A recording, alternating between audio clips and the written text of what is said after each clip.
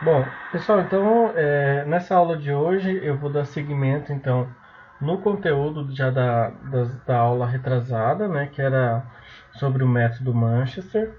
Na verdade, sim, algumas partes eu fujo um pouquinho do método Manchester para a gente comentar algumas outras coisas, tá? Por exemplo, dentro dessa aula eu coloco sobre a escala de Glasgow, tá?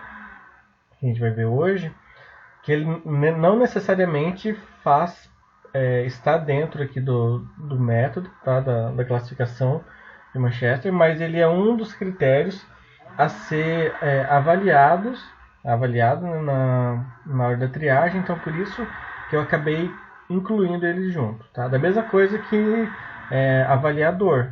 Tá? Então tem escalas próprias que fazem, né, a análise, né, da dor, e daí eu coloco aqui junto também. Tá? Então por isso que às vezes dá uma.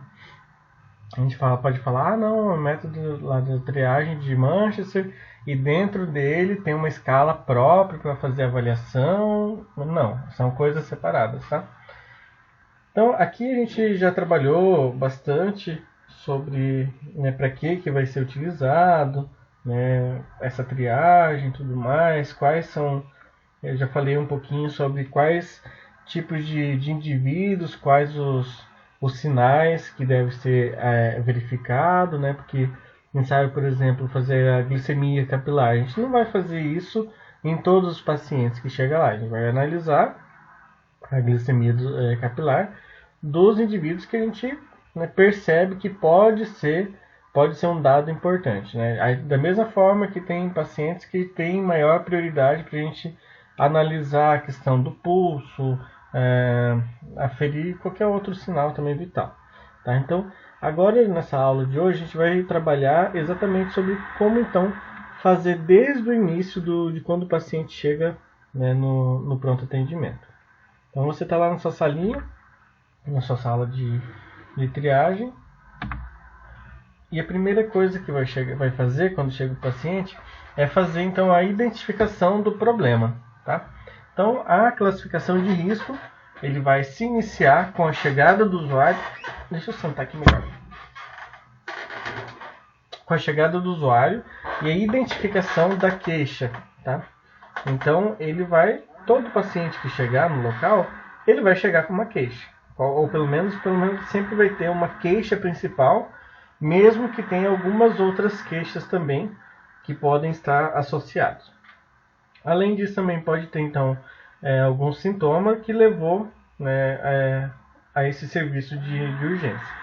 Então, essa é a primeira coisa que a gente precisa fazer, é então pedir para que esse paciente descreva essa queixa, tá? Mas sempre de uma forma sucinta, sempre de uma forma bem objetiva. Tá? Então, por que a gente precisa disso? Para a gente conseguir já mapear, pelo menos o início, né? Fazer um mapeamento do que pode ser. Tá? Lógico que a gente aqui precisa também dar uma cortada um pouco para a gente pegar as queixas principais e principalmente saber como que foi aquela evolução, né, daquela queixa. Tá? Porque senão, dependendo do paciente, tem pacientes que gostam de conversar bastante, então às vezes pode começar a enrolar muito. Então aí nesses casos você começa a fazer pergunta, tá? Então o paciente começa a perguntar e você já vai cortando. Ah, mas quando que iniciou? Tá, além disso, o que mais que apareceu junto? Então você tem que sempre ter as rédeas, pode-se dizer assim, dessa consulta, tá? Então, porque se deixar muito aberto, deixar tipo, o que você, qual que foi a queixa? O que te trouxe aqui no serviço? Aí pode falar, então eu ia vir, aí liguei pro meu filho estava trabalhando, então eu não pude vir ontem. Aí, sabe, às vezes começa a estender muito, e dependendo né, do dia e do horário, pode ser que tenha muita gente esperando para fazer essa classificação de risco. Então isso é só uma dica, né? Então sempre já ir orientando, né? Lógico que a gente sempre precisa de uma informação correta e bem explicado, né? Mas também sempre cuidar, às vezes, para não ficar ouvindo tanta história que às vezes pode atrasar muito o serviço. O que é então importante a gente saber é a descrição daquela queixa específica que levou ele, e de uma forma então bem clara e objetiva, com principalmente aqui o início e como que é a evolução dessa queixa, tá? Então essa evolução aqui da queixa, o início da queixa, ela pode ocorrer de 3 formas, tá? Abrupto, súbito ou agudo. Quando a gente fala então que é isso, a gente vai utilizar para quando a gente for fazer o nosso colocar, né, no prontuário do atendimento. Então a gente vai fazer a triagem, a gente vai colocar, recebo lá o paciente, né, buscou o serviço por tal queixa, que então teve o início abrupto, quando então iniciou em poucos segundos ou minutos, né, ou súbito, quando o início foi em menos de 12 horas, ou mesmo uma queixa aguda, quando então teve um período entre 12 a 24 horas. Então isso a gente consegue analisar por isso, né, só pela evolução, como está sendo às vezes até a intensidade dessa doença, dessa queixa, né, como que ela ocorre durante esse período onde que a pessoa está com essa queixa. Né? Se for uma queixa, por exemplo, de uma dor no membro, no membro inferior, tá? Direito, vou colocar, por exemplo. Então, você já consegue saber se essa dor, se ela foi algo que já estava já há algumas horas, se que iniciou agora. E além disso, a gente consegue já ir buscando, por exemplo, como que é essa dor, se ela é intermitente ou se ela é contínua. Então, tem várias outras questões que a gente pode ir perguntando por conta dessa queixa principal que ela está te descrevendo. Além disso, então, também, né, os sinais e os sintomas recentes são aqueles que surgiram então nos últimos 7 dias, tá? Então na última semana. Então quando a gente fala que foi algo recente, a gente sempre fala dos últimos 7 dias, como a dor epigástrica, vômitos persistentes, tá? Às 6 horas, por exemplo. Sempre a gente algo que esteja relacionado a algo mais novo, que não seja também algo tão longe, né? Não que esses sintomas que possam estar aparecendo, parecendo que o paciente está te relatando, seja algo recorrente, às vezes que já há anos tem lá e a pessoa convive com aquela queixa, com aquela dor, e só que daí nos últimos dias isso intensificou, então por isso procurou o serviço, tá? Então tem essas questões. Lembrando sempre, gente, que tem diferença quando a gente fala de sinais e sintomas. Sintomas, então, é o que o paciente está nos relatando, e os sinais é aquilo que, então, o profissional da saúde consegue, então, mensurar, tá? Por meio da sua avaliação. Tá? Então, além, então, de pegar esses dados iniciais, lembrando que o paciente, quando chegar, ele vai... A gente sempre eu estou me tratando aqui, gente, mais a pronto atendimento, tá? Vamos pegar como uma UPA, tá? Porque é o local onde que ocorre mais essa classificação, né, de risco.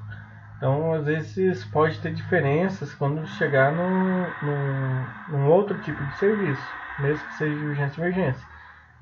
Se a gente for pegar o trabalho de um atendimento pré-hospitalar, a gente não vai fazer toda essa classificação. A gente vai atender aquele paciente, muito embora a gente, por exemplo, aqui na verificação do nível de consciência, na escala de Como de Glasgow, a gente vai fazer também. Tá? Então isso vocês precisam saber muito bem, inclusive, não só por conta do método de Manchester, tá? De classificação de risco, mas porque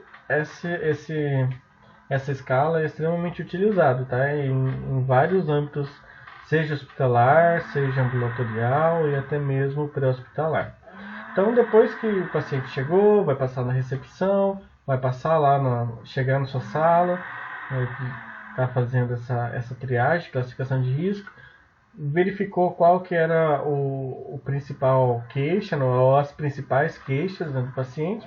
Então, você vai também avaliar e verificar, né, o nível de consciência então dela. Aqui, gente, eu não sei se vocês estão olhando no computador, se estão olhando no celular, talvez o celular possa ficar bem pequeno. Essa é a atual escala de coma de Glasgow, tá?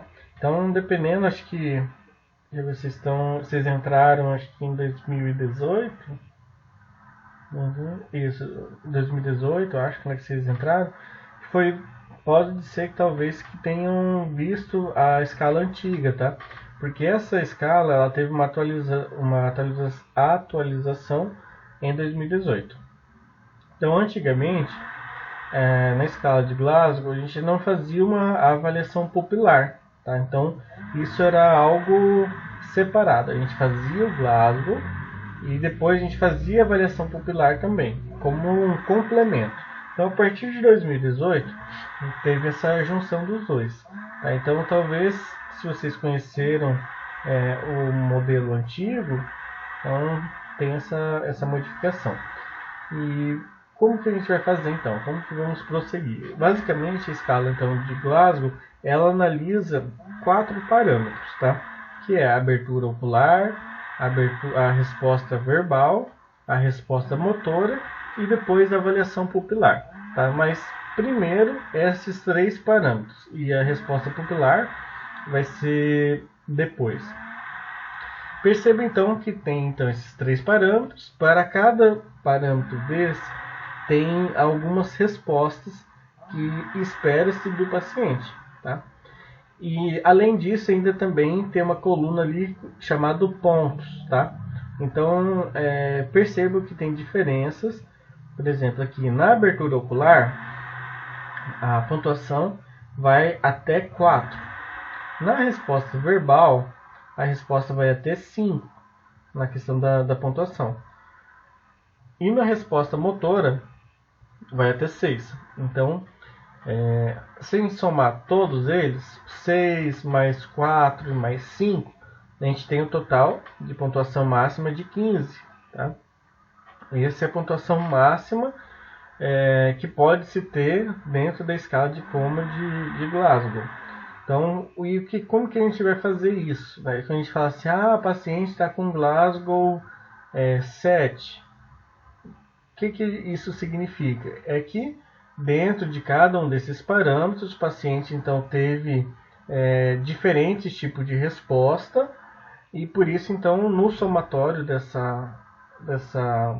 na verdade não é nem somatório, nesse cálculo, porque depois quando a gente for falar sobre a avaliação pupilar aqui, a gente vai falar que vai ver que daí se trata de uma subtração, tá?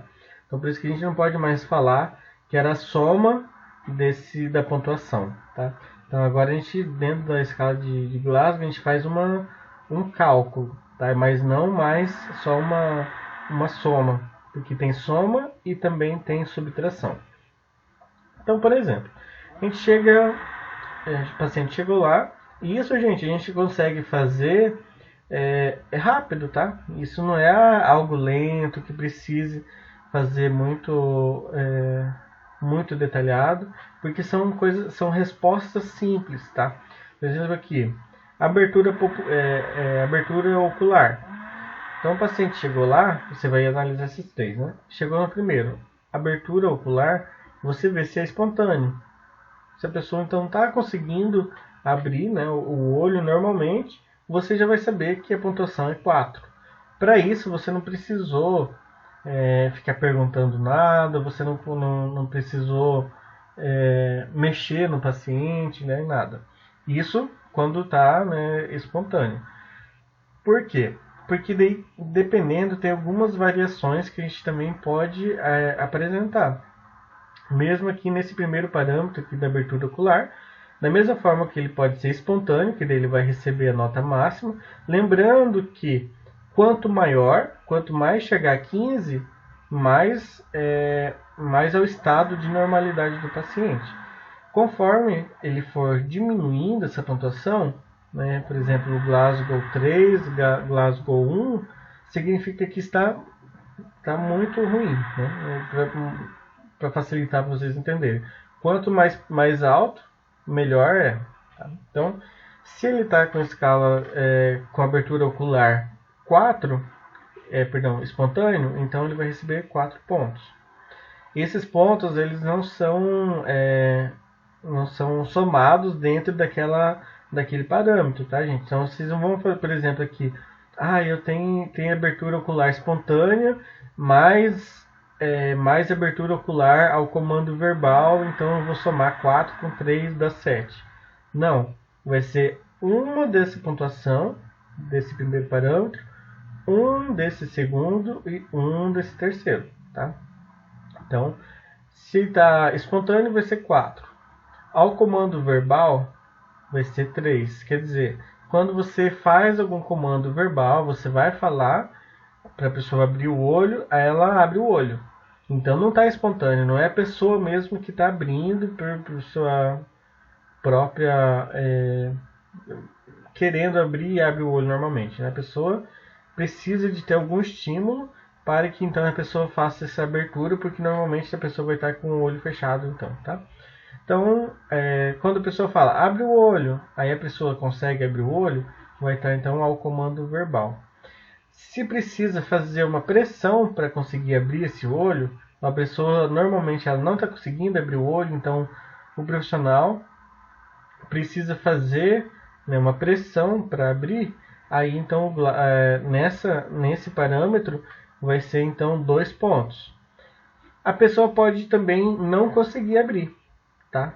Então você faz lá, pede, né, faz por comando verbal, não consegue abrir o olho, faz uma pressão de tentar abrir esse olho também, não consegue. Então vai ser como nenhuma. Quando fica como nenhuma, vai ser uma pontuação de 1, tá? Aí vocês podem perceber que isso inclusive é novo, tá? Nessa nova versão, nessa atualização, que é o NT. O que vem a ser o NT? É não testável. Então o que isso significa? Perceba que o NT ele tem em todos os parâmetros.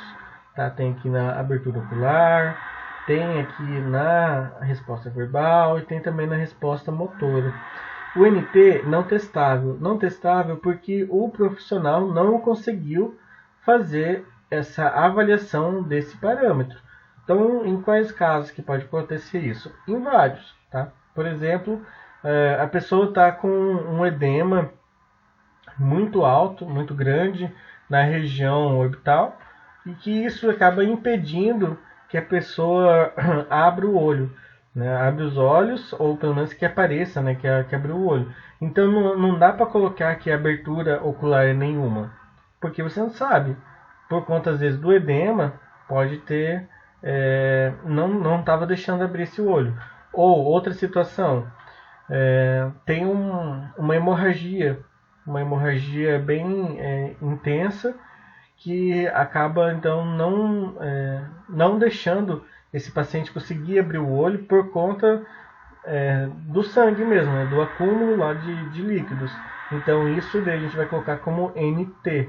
NT significa não testável, tá? Conseguiram entender, gente?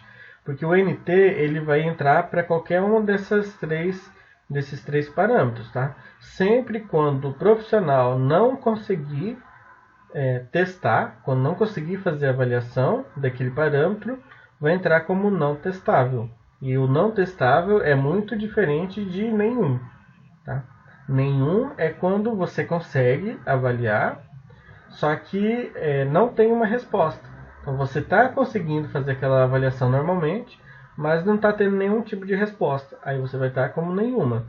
Quando você não consegue ter acesso, né, a essa movimentação, a esse parâmetro, aí vai entrar como não testável. Sinalizam aí, gente, se vocês entenderam ou não, para daí isso, qualquer coisa eu repito de alguma outra forma. Daniela, sim. Rafael falou que sim. Beleza. Aliás, gente, vocês já tinham visto já a escala de Como de Glasgow?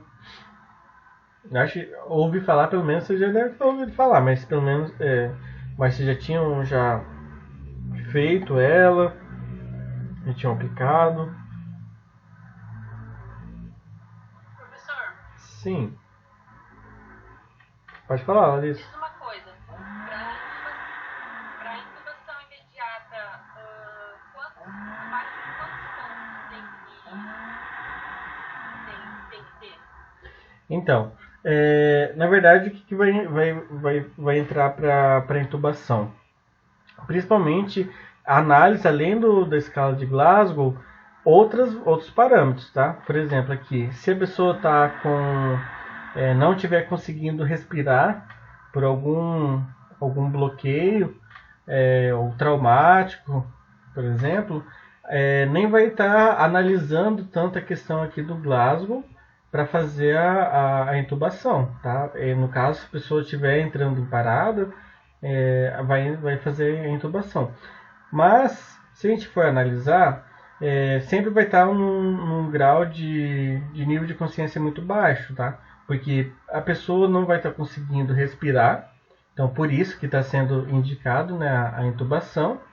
E se ela não está conseguindo respirar, obviamente, então está indo menos oxigênio então, para o cérebro da pessoa e o nível dela começa a diminuir. Então, normalmente, a pessoa, quando vai ser entubado, ela já está lá com Glasgow 5, às vezes Glasgow 4, tá? Justamente isso quando às vezes não está no 1, tá?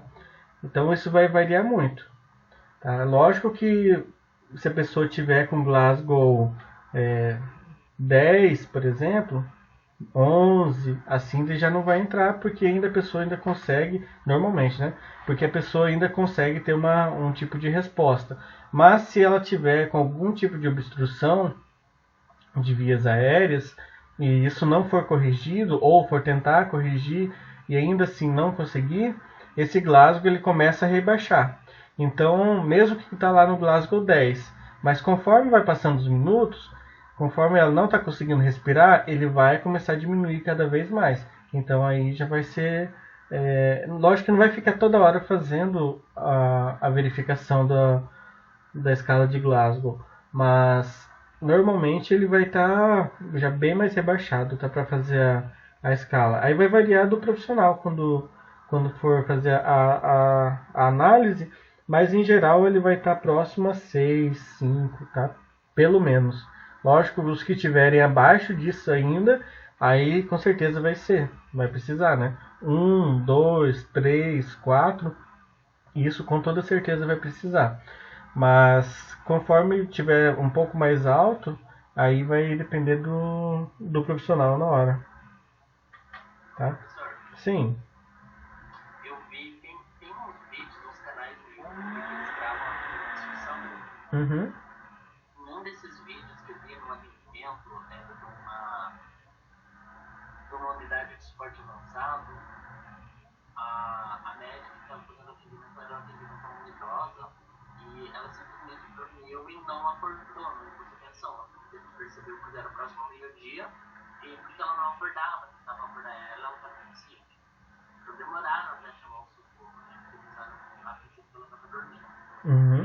A médica fez a avaliação e assim, a saturação dela estava em 97, mas a médica intubou ela e falou para a mulher que intubar para manter a via aérea. Porque quando a consciência está muito reduzido, tem que fazer a intubação para manter a via aérea e evitar, por exemplo, que ela vomite e broncoaspire.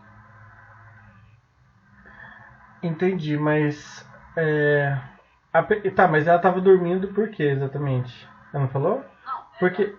ela dormiu à noite, né? Aham.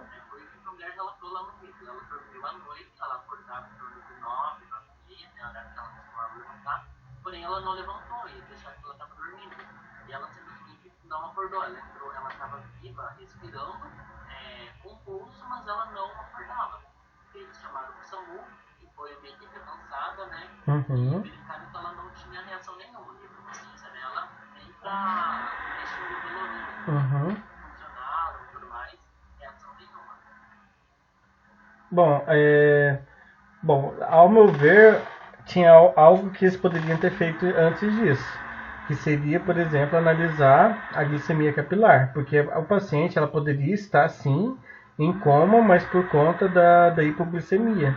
Não sei se nesse caso foi analisado, porque a pessoa quando ela tem hipoglicemia, o nível de consciência dela vai rebaixando muito, tá? Bom, Eu achei estranho isso de fazer uma medida tão invasiva, né, como uma intubação, meramente para evitar que ela tivesse algum tipo de vômito, essas coisas, já que ela estava conseguindo respirar normal. Não sei, eu teria que analisar. Se eu encontro o vídeo depois, eu coloco ele no YouTube. Aham. É porque é um pouco estranho, né? Porque geralmente a pessoa faz a intubação, mas como algo preventivo, assim, não sei, eu acho que. Ela tá passando bem, e a médica disse pro familiar que questionou o procedimento, por que eu fiz entubar ela, ela falou que era pra manter a via aérea, porque quando o nível de consciência tá muito rebaixado, é protocolo, padrão. Entendi. Ok, tá, rebaixou, né? Mas rebaixou de fato, ela pode a qualquer momento realmente parar de respirar.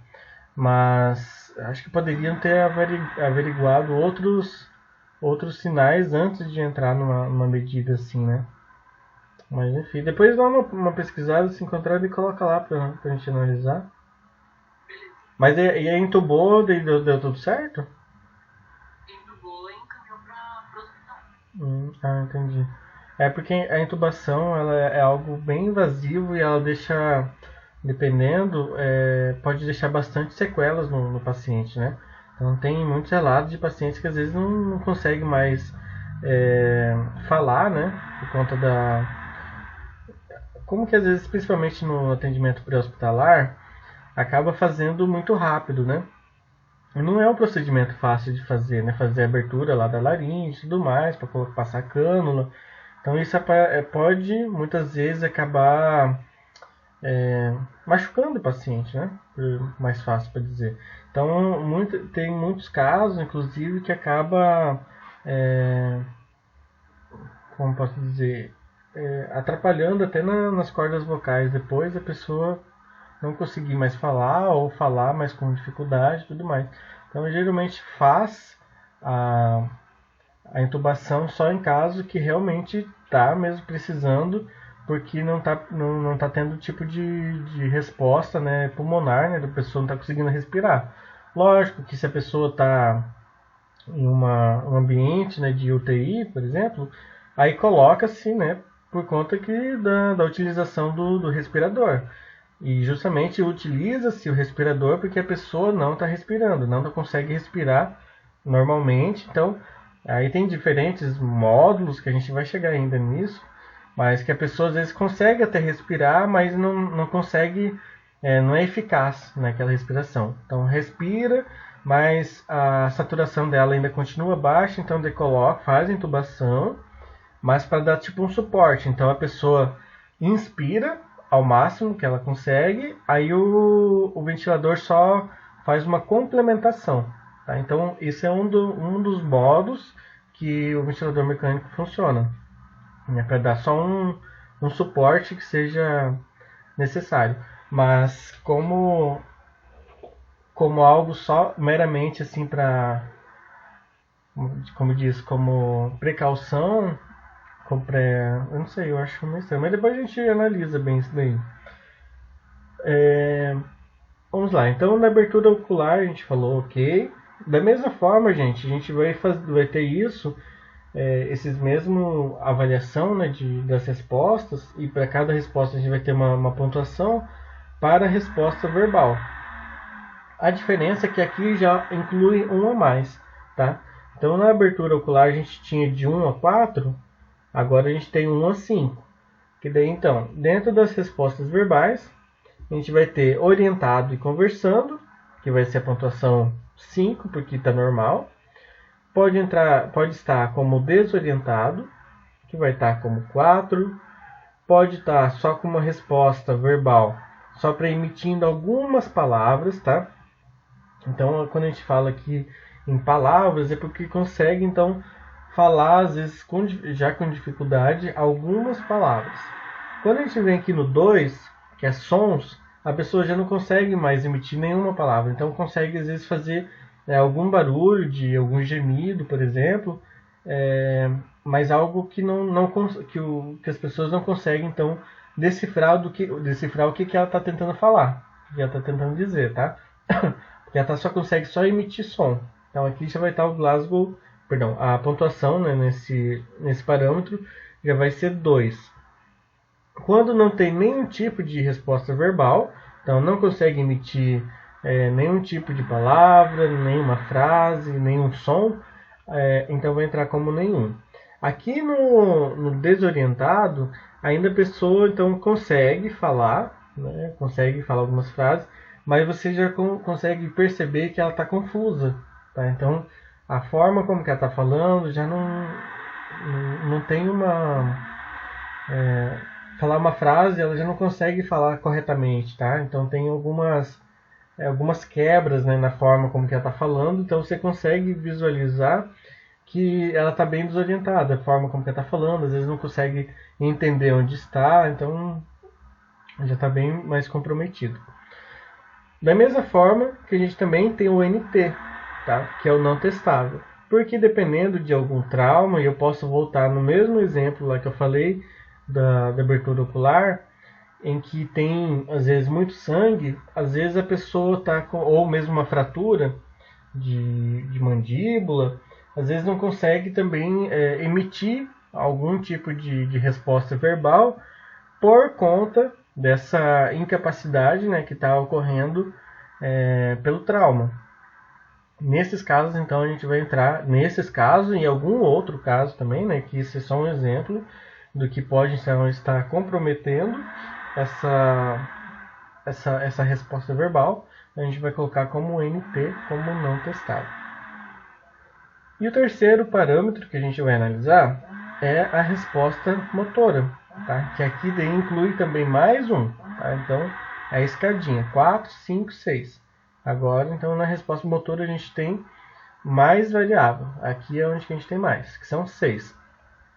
Que pode ser uma resposta motora. Quando a gente fala em resposta motora, a gente está falando sobre movimentação, tá? Movimentação mesmo, a parte motora do corpo. Então, movimentação de membros, né, principalmente do tórax, né, do abdômen, da cabeça.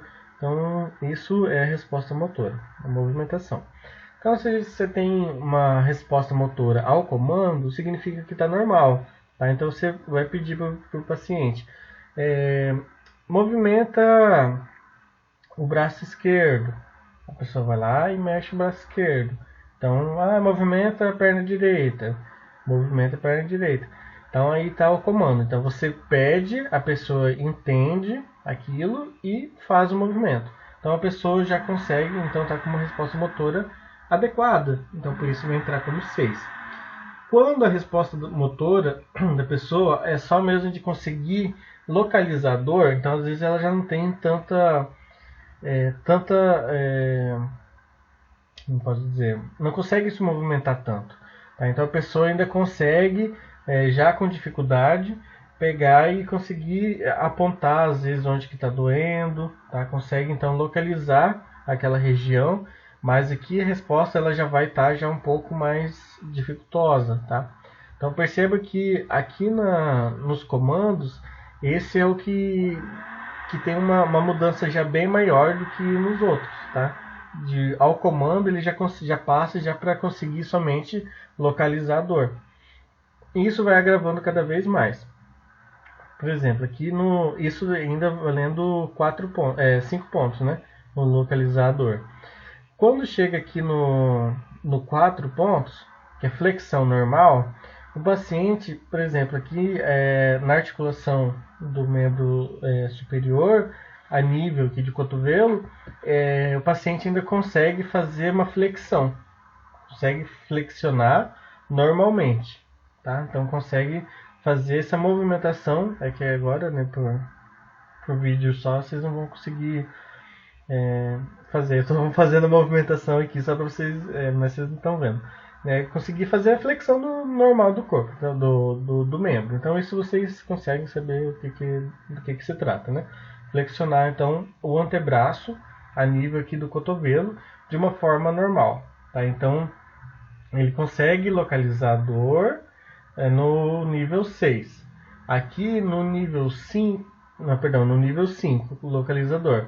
No nível 4, então ele consegue basicamente fazer uma flexão só que ainda consegue flexionar normalmente, tá, o braço. Já no 3, ele faz uma flexão anormal. Tá? O que seria isso? Flexão normal quando ele não consegue totalmente fazer essa flexão. Tá? Por que isso, gente? Porque essas respostas motoras é que você vai tentando falar para o paciente fazer. Tá? Então tenta fazer a flexão normal, fazer uma flexão. Então você verifica que ele consegue flexionar o braço.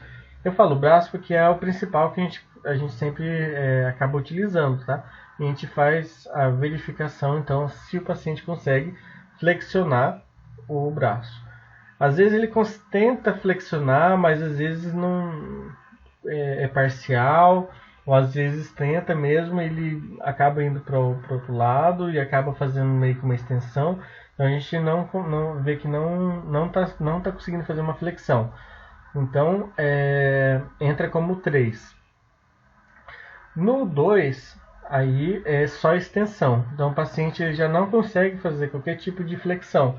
Então ele fica mesmo uma movimentação só na extensão. Tá? Então ele consegue somente deixar estendido aquele membro. Na resposta como nenhum, é porque realmente a pessoa então já não consegue fazer nenhum tipo de movimentação. Tá? Aí aqui nesse 2 ainda o paciente ainda consegue fazer, mexer, mesmo que pouco, fazendo sempre uma extensão do membro. Ele acaba não conseguindo mexer muito, mas ele faz uma extensão. Mas aqui no nenhum é porque realmente a pessoa então está parada, né, no local e não consegue se mover de forma alguma. E da mesma forma, também temos o NT aqui, né, como não testável, justamente para esses casos em que eles não conseguem então fazer essa avaliação. Às vezes o paciente está num acidente também de trânsito, que são os mais comuns que a gente consegue visualizar, formas que a gente não conseguiria fazer essa testagem. Às vezes o paciente está no meio de um acidente automobilístico, o paciente está no meio das ferragens do carro e você acaba não tendo acesso para conseguir ver se o paciente consegue fazer algum tipo de resposta motora. Tá? Então, dependendo do acidente, a pessoa não tem nenhum tipo de movimentação do corpo. Né? Às vezes consegue movimentar até a cabeça um pouco, né, no espaço que ele estiver lá, mas, por exemplo, perna e às vezes braços acabam estando preso, né, e às vezes não consegue então fazer essa análise. Daí por isso que vai entrar como um NT. Sempre quando entra como um NT, a gente precisa então descrever, né, que aquilo lá não foi possível ser testado, porque obviamente ele vai alterar, né, da pontuação.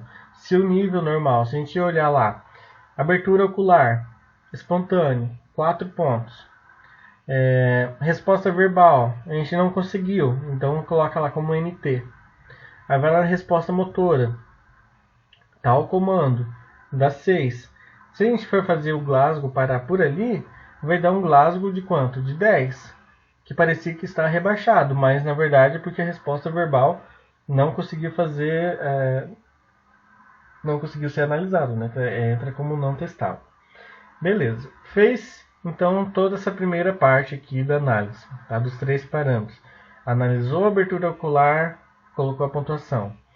Somou com a abertura, com a pontuação da resposta verbal e depois somou ainda com a resposta motora.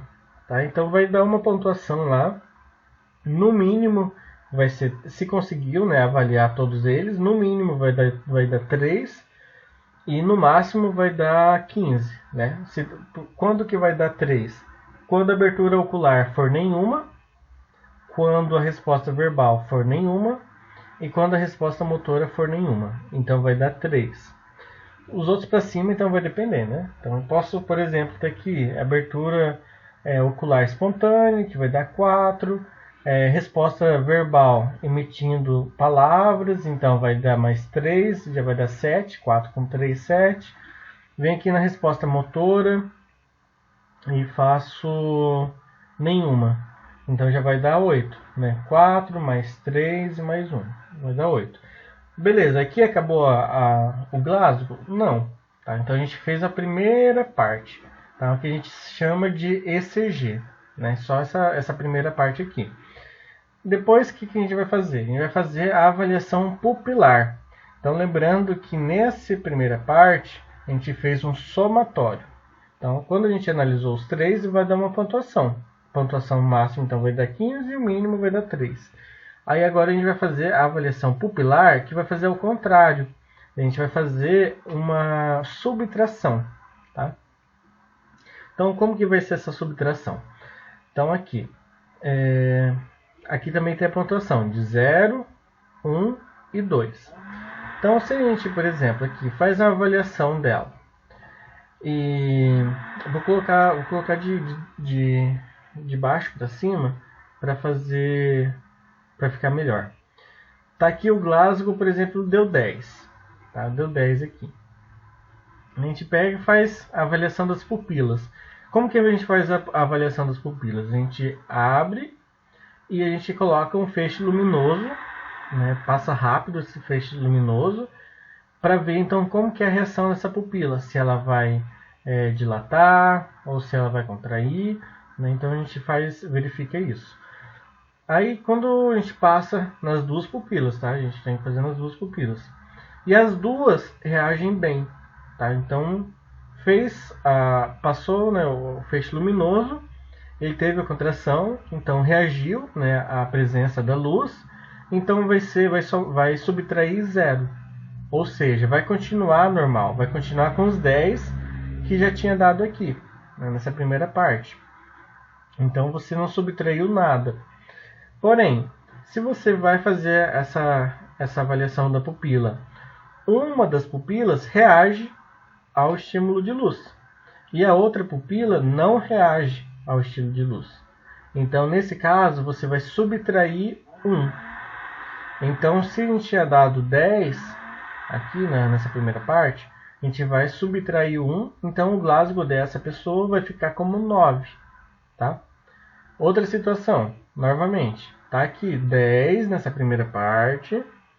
Aí eu vou lá analisar a avaliação pupilar e tá como inexistente. Inexistente porque nenhuma das pupilas reage ao estímulo de luz. Então, colocou lá o feixe luminoso, né, uma lanterna, por exemplo, e não teve nenhum tipo de estímulo. Se não teve nenhum tipo de estímulo, então vai subtrair 2.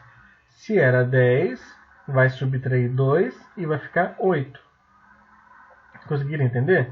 Então aqui a gente soma e aqui a gente subtrai. Claro que se tiver completa o estímulo, a gente vai subtrair 0. E se a gente subtrai 0, a gente não vai estar tirando nada.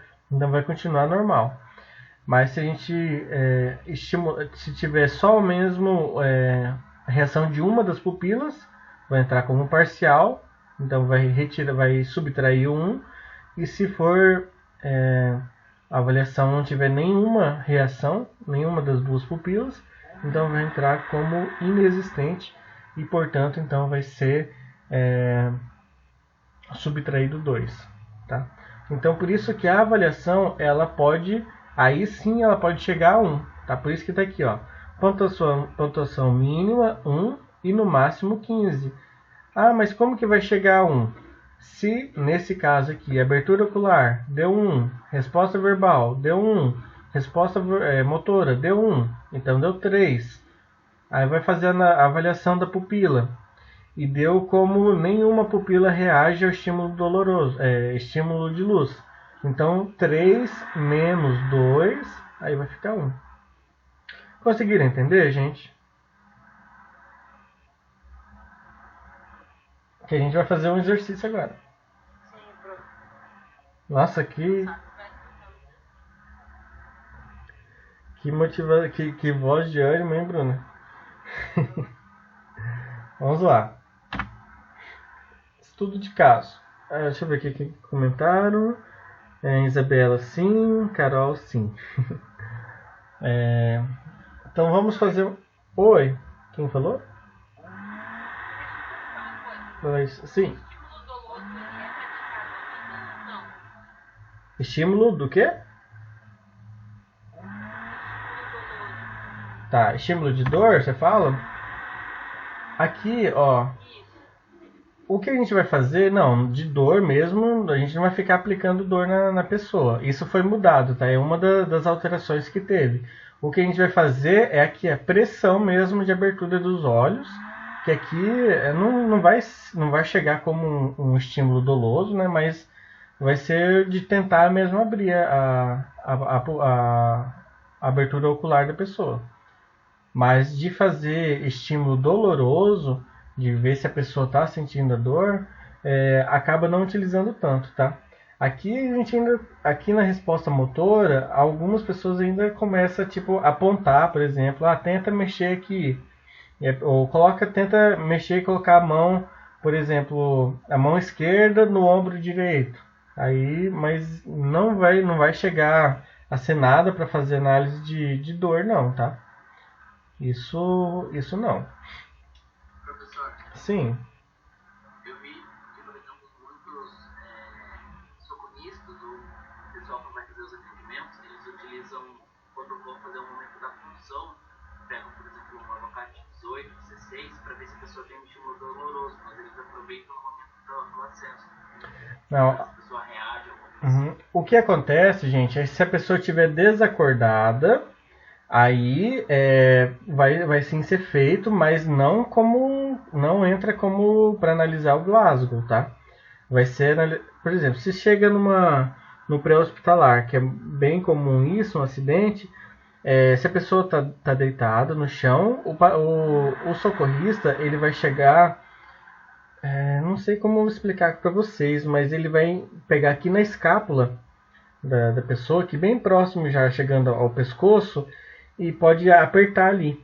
Tá? Tentem apertar em vocês vão ver que dá um desconforto grande. Tá? Então ali vai ser para analisar se a pessoa está desacordada. Mas isso vai ser ainda não para entrar como um estímulo doloroso para analisar a consciência. Tá? Vai ser mesmo para ver se a pessoa está desacordada. Aí, quando a pessoa estiver desacordada, sempre a gente vai tentar, né, chamar a pessoa para daí fazer a verificação do Glasgow, né? Você não vai chegar, por exemplo, a pessoa tá lá quietinha, né, desacordada, ou às vezes está dormindo, aí vai chegar lá, abertura ocular nenhum, resposta verbal nenhum, sem antes ver se a pessoa realmente às vezes está dormindo, se está desacordado. A resposta, esse estímulo que pode ser feito, vai ser mesmo para analisar se a pessoa está desacordada, mas ele não vai estar dentro como um parâmetro do nível de consciência aqui, tá? Da escala de Glasgow. Antigamente, assim, fazia... Eu ia falar isso, aqui eles apertavam o mamilo ou faziam uma fricção no externo. Isso mesmo. Mas hoje em dia o que mais utiliza, principalmente em acidente, é você chegar bem aqui na escápula, bem em cima mesmo, aqui entre pegando a escápula e pegando também meu Deus, não fugiu agora o nome. Gente, esse osso aqui na frente, agora eu esqueci. Clavícula, entre a escápula e a clavícula. Ou também tinha gente que pega aqui no externo, sabe, o osso externo, e apertar. Quando aperta o externo também faz um estímulo também que vai acordar a pessoa. Se ela estiver desacordada, ela vai, lógico, se ela conseguir voltar, né, ela vai, por conta desse estímulo, ela vai ter algum tipo de reação. Aí, a partir dessa reação, aí que o socorrista ele vai se identificar, né, falar, eu sou socorrista, tal, e aquela coisa toda. Aí sim, depois vai fazer o nível de avaliação do nível de consciência. Conseguiram entender? É só porque não quer que vocês fiquem pensando que algum desses parâmetros aqui a pessoa vai ficar com uma agulha, alguma coisa, fazendo estímulo doloroso na pessoa. Não é essa a intenção dentro do Glasgow aqui, tá? Faz sim o estímulo, mas não precisa necessariamente fazer um estímulo doloroso. Tá? Às vezes a pessoa só chega e fala fulano, fulano, e vai chamando para ver se a pessoa então reage, e a partir então tendo reagido, né, daí a pessoa vai fazer a aplicação do Glasgow. Claro que se a pessoa chama, o paciente está lá, não tem nenhum tipo de reação. Aí pode fazer o estímulo doloroso, que daí é o mais comum, né, da pessoa ter algum tipo de reação, e ainda assim não tem. Aí de fato, daí a pessoa vai fazer a escala de Glasgow e vai dar mais rebaixado, né? Vamos lá. Estudo de caso, gente. Isso é algo bem mais rapidinho, assim, pra gente ir treinando um pouquinho. Paciente feminino, 32 anos, procurou UPA por conta de uma cefaleia intensa. Assim, gente, eu coloquei só a queixa principal, mas isso nem levem em consideração, tá? Levem só mesmo a questão da avaliação aqui do Glasgow. Em avaliação da escala de Como de Glasgow, apresentou as seguintes respostas: abertura ocular espontânea, resposta verbal desorientada, resposta motora localizando a dor e avaliação pupilar com abertura de apenas uma pupila ao estímulo de luz. Qual o Glasgow dessa paciente? 12? Alguém demais? Concordo. Vou esperar vocês lerem. Depois a gente volta ali para fazer a análise. Vou beber um golinho d'água.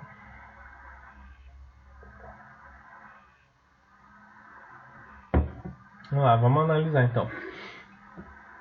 Primeiro lá, abertura ocular espontânea. Abertura ocular espontânea são quantos pontos? 4 pontos. Lá, espontâneo, 4 pontos. Resposta verbal desorientado. É quantos pontos? 4 pontos também.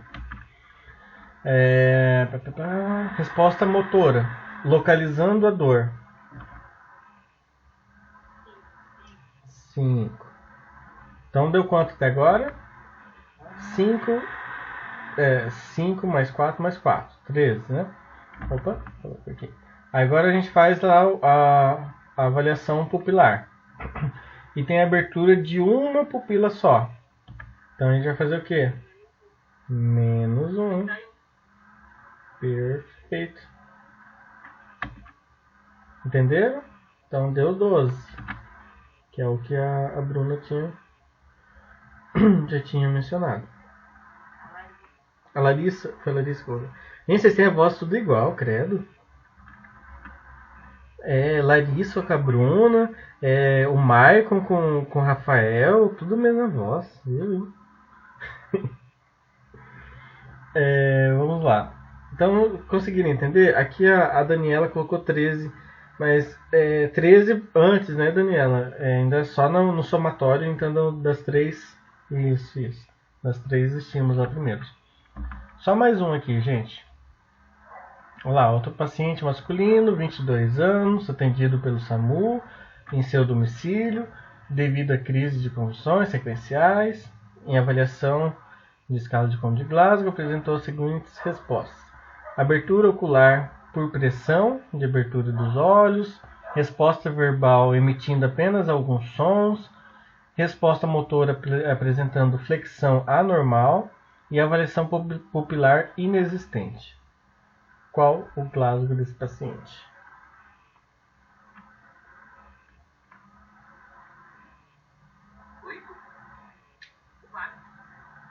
Olha lá, Rafael falou 8. Larissa falou 4. Alguém ainda mais? Eu até anotei no papel aqui, Larissa. Rafael. Vamos analisar lá, gente. Hã?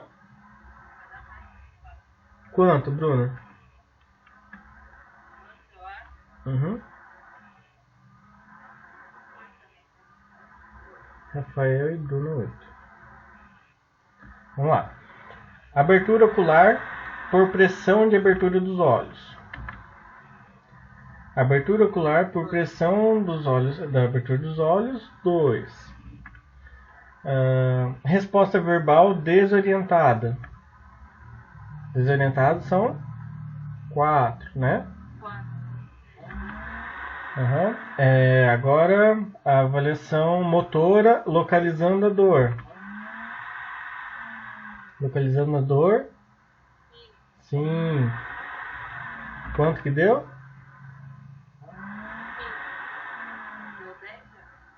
Não, já deu 11, né?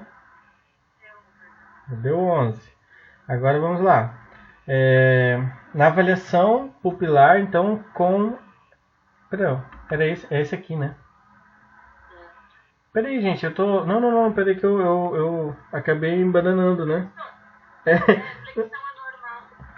anormal é 3. Não, peraí, gente. Vai dar 7, depois tira 2, fica 5. Não, calma, gente. É que eu tava pulando pra quê? Pra esse aqui agora. Que é o anterior. Oh, disfarce. Que é o que a gente tá vendo agora, é o segundo. Vamos lá. Que é o do masculino aqui de 22 anos. Vamos fazer a conta de novo. Abertura ocular por pressão de abertura dos olhos. 2. Vamos voltar de novo nele. Resposta verbal emitindo apenas sons. 2 também. Resposta motor apresentando flexão anormal. 3. Mais 3. Deu quanto? 7. Agora, vamos lá. É esse. Avaliação pupilar inexistente. Tira 2. Fica 5. Aí, eu perderam no bolão, hein? Mas a Larissa ainda chegou mais perto. A Larissa colocou como 4. E o Bruno e o Rafael falaram 8. Quando não tiver, eu tenho que subtrair pelo valor que tem. Eu tinha olhado errado, por isso que eu falei 8. Eu não entendi. Bruno, eu não entendi qual foi a sua pergunta. Alguma coisa que não sabia que tinha que. Subtrai só na avaliação pupilar. Se aqui você fez as 3 somatórias, bonitinho, vai dar até 15 no máximo. Aí se você chegar e tiver a abertura completa, normal, aí você não vai subtrair nada, mas se tiver uma pupila só reagindo, aí vai subtrair 1. E se nenhuma das duas não estiver reagindo, daí vai subtrair 2. Tá bom? Deixa eu ver. Eu coloquei só esses 2 só para vocês entenderem um pouquinho. Bom. Professor, essa aula vai Vai sim. Isso não é algo que vocês precisam decorar. Muito embora, quando vocês estiverem já trabalhando, acaba vocês vão pegando, tá?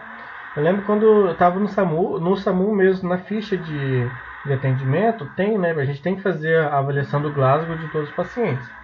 E lá tinha, né? Mas já tinha certinho, né? Cada tipo de avaliação, qual que é a pontuação de cada um, e depois a gente fazia o somatório. Mas quando você vai trabalhando, vai pegando jeito, né? Vai pegando coisa, você não precisa, acaba decorando, né? Você às vezes nem precisa mais olhar na tabelinha, você já vai fazendo a avaliação e já vai sabendo já qual que é a pontuação.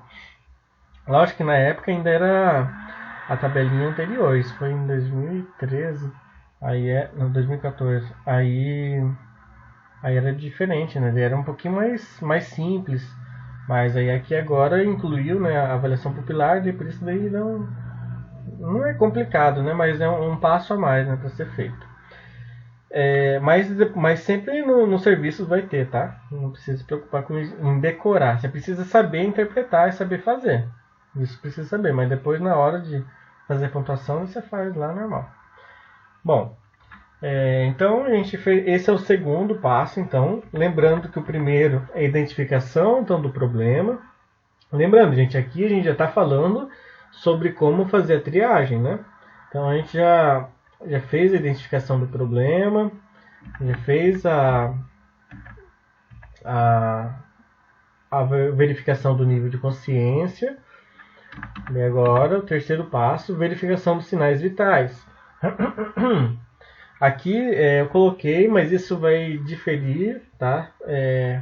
Tanto para quando é criança, e isso pode diferir também do serviço. Tem serviço que usa algum tipo de parâmetros que pode estar diferente, tá? Então isso aqui não peguem assim tanto como, não levem tanto em consideração esses parâmetros, tá? Eu peguei aqui, mas só para vocês verem que tem que fazer então a verificação dos sinais vitais. Os sinais vitais até esse momento, então praticamente já vai estar sendo feito, porque enquanto você vai estar lá fazendo a identificação, né, da queixa principal, em geral você vai estar lá no computador e vai ter um assistente, né, geralmente um técnico de enfermagem, que vai estar já aferindo, né, esses sinais, né? Enquanto o paciente está lá falando com você, então o outro profissional já vai estar verificando temperatura, por exemplo, vai estar verificando a frequência respiratória, frequência cardíaca, tudo mais, tá? Então, quando você está terminando já de fazer aquela primeira parte, os dados aqui dos sinais vitais, praticamente você já vai ter já esses dados. Então, por que é importante saber desses dados?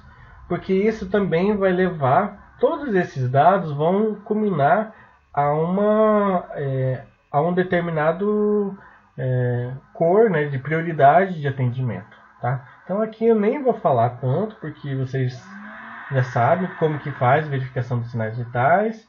A questão de qual que é os parâmetros, vocês vão ter que ver lá no local, que isso pode ter alterações. Inclusive, se vocês estiverem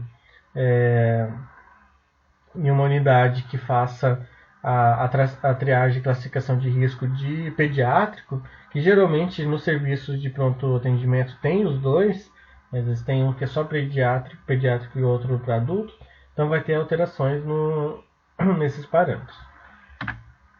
A quarta a gente faz a avaliação da dor, tá? Então a avaliação da dor, que é utilizada então pela escala visual analógica, ela pode então ser utilizada durante todo o atendimento, registrando então o resultado sempre na evolução. Aqui, gente, é bem legal, é extremamente simples essa avaliação, e ela pode ser feita em vários momentos, tá? Não é só mesmo aqui na hora da triagem, não. Então, quando vocês estiverem atendendo, né, o paciente, eu estou referindo dor, mesmo em uma unidade de internação, sempre apliquem essa escala, porque quando você fala, estou sentindo dor, tem uma variação muito grande, né, de intensidades diferentes dessa dor. Então é uma escala extremamente simples para você conseguir visualizar, para ter um parâmetro mais assertivo de como que está essa dor desse paciente.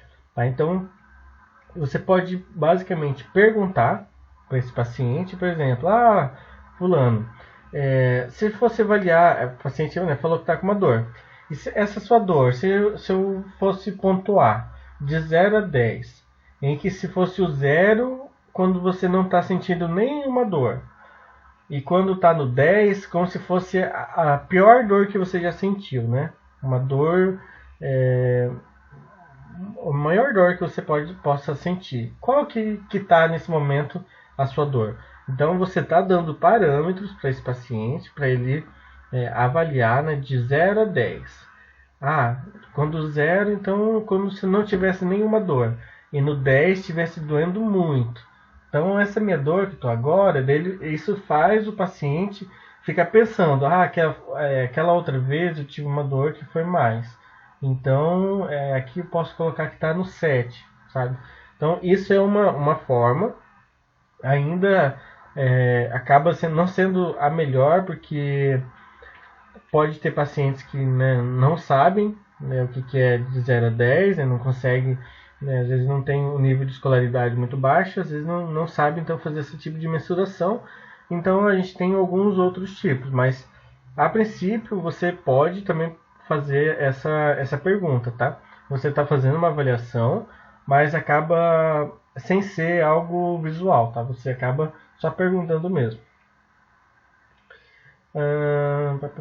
Tá, então aqui eu ressalto que essa avaliação não se restringe apenas à resposta do paciente, podendo-se utilizar outros parâmetros clínicos para a aferição da dor. Por que, gente, isso? Às vezes, como eu disse, lógico que a gente não pode generalizar, a gente não pode nem ficar comentando muito sobre isso, porque a gente não pode ficar querer julgar, né, a dor do outro. A dor, nesse caso aqui, dor física mesmo. Mas a gente sabe que às vezes tem pacientes que simulam a dor, né?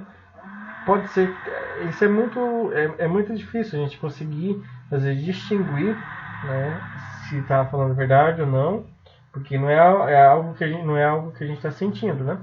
Então às vezes só utilizar esse parâmetro de perguntar ao paciente e o paciente responder é bem complicado. A gente consegue, né, verificar, mas o paciente ele pode estar ou simulando, né, ou até mesmo pensando assim, se eu falar 10, aí eu vou ser atendido primeiro.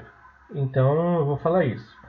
Mas, ou tem pacientes, é claro, que a gente sempre tenta achar que a gente sempre pensa que o paciente ele vai ser sincero, né, na avaliação que ele está fazendo, e ele vai falar a numeração, né, se for o caso dessa escala numérica, de acordo com realmente o que ele está sentindo. Mas a gente também pode pensar, né, em utilizar de outros parâmetros clínicos, né, para ter certeza se esse paciente também, o que ele diz se condiz, né, com aquela realidade. Por exemplo, a pessoa às vezes está lá e fala que está com uma dor número 10. Mas você analisando, às vezes, alguns outros parâmetros, até mesmo dos sinais vitais, e mesmo pelo comportamento da pessoa, às vezes consegue então perceber que aquela dor não é tão insuportável assim. Às vezes a pessoa está conversando normal, e nesses casos em que a dor entraria no 10, é aquela mesmo que a pessoa realmente não quer conversa, não consegue falar nada, porque não consegue processar muita informação, porque está sentindo muita dor. Então você tem que sempre pensar nesses dois sentidos, tá? Então a gente sempre tenta achar que a pessoa está falando, né? Claro, o que condiz com a dor dela, mas em casos em que você vê que a pessoa às vezes está falando lá, minha dor é 10, tá o máximo que eu posso. E você vê que a pessoa está normal, ela não fica dando tantos sinais de que está com aquela dor, porque a pessoa quando está com uma dor, por exemplo, alguém já deve ter tido cólica renal. Cólica renal é uma dor muito insuportável, que você, nenhuma posição fica bom, e você sempre às vezes tenta ficar o mais contraído possível para tentar meio que aliviar a dor. Ainda assim não vai avaliar, mas pelo menos é uma posição que normalmente a pessoa fica quando está sentindo cólica renal. Às vezes a pessoa chega com a queixa que está com uma cólica renal insuportável, mas chega andando, né, conversa normal, aí você pode então suspeitar. Tá? E como eu disse, é muito, muito difícil a gente trabalhar isso, a questão da escala de dor, porque, como eu disse, é algo muito subjetivo e que muda muito de paciente para paciente, né? Da mesma forma que o grau que eu tenho de sentir dor vai ser diferente da Bruna, vai ser diferente do Rafael, vai ser diferente da Daniela, então a gente tem essas diferenciações. Mas quando tem casos em que a gente vê que tem uma discrepância muito grande, então a gente pode então pensar em outras formas. Ainda sobre aqui a avaliação da dor, a gente tem algumas dicas de como abordar então esse paciente, né? Perguntando, você tem dor? Como que você classifica essa dor? Deixa o paciente então falar livremente, tá? Então, está doendo muito, tal, ele vai falar. Então, como eu já tinha falado, se ele não sente dor, classificação é 0. Se for uma dor leve, então vai ser de 1 a 3. Se for moderada, de 4 a 6.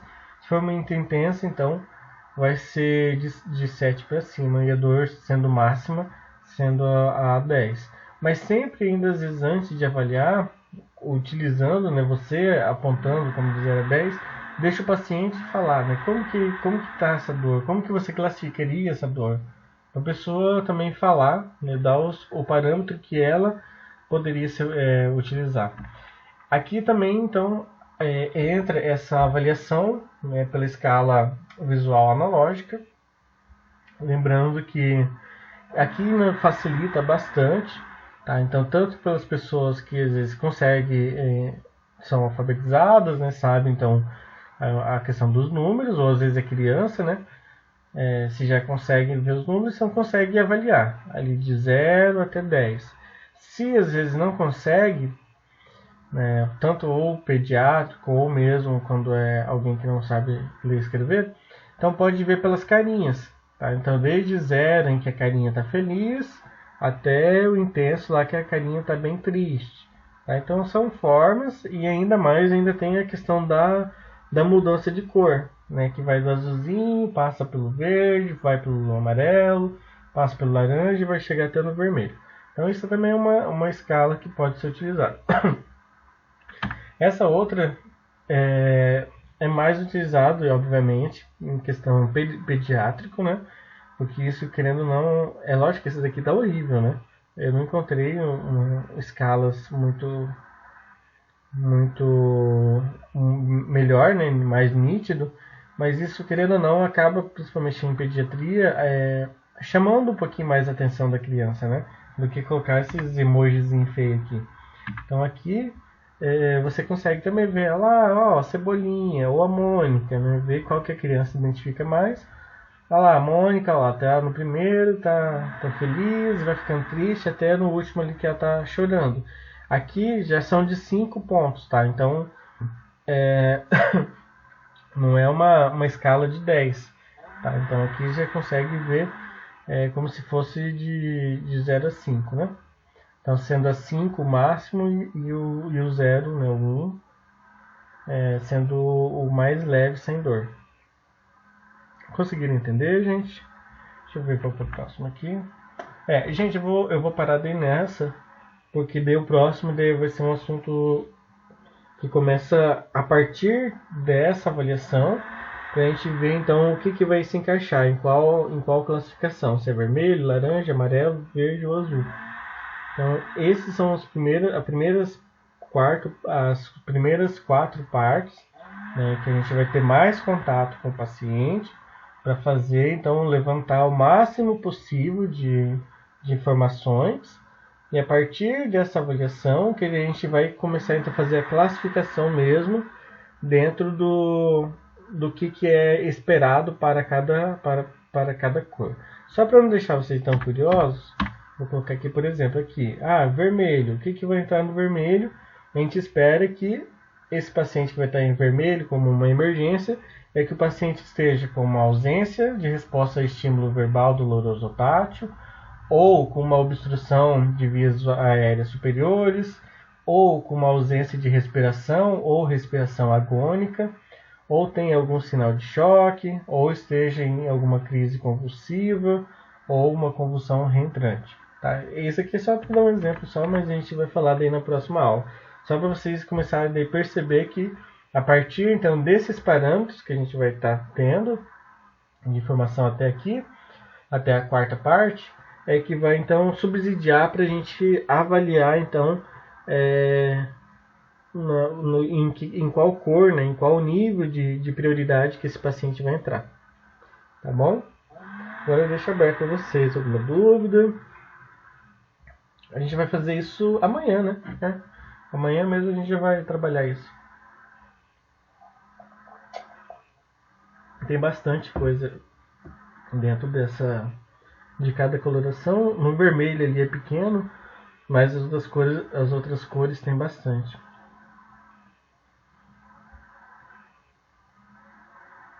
Ok. Na verdade, acho que sim. Tá. Ok. Tá bom? Ninguém quer falar mais nada. Vai parar aí. Grossa. Muito bom, prof, tudo certo. Beleza, então, gente. Amanhã então, a gente tem a aula. Amanhã é as duas primeiras, né? Então, às 7 horas. A gente continua com essa temática. Então, boa noite a todos, bom descanso, bom trabalho amanhã. Amanhã a gente se fala então melhor. Boa noite, Marco, Daniela, Larissa, Isabela, Mayara. Boa noite. Boa noite.